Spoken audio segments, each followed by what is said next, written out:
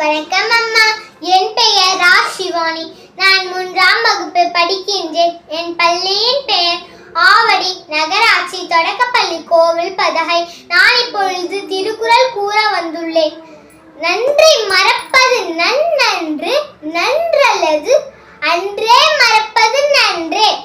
பரிந்தோம்பி வாழ்வதெல்லாம் தெரிந்தோம்பி வேளாண்மை செய்த பொருட்டு.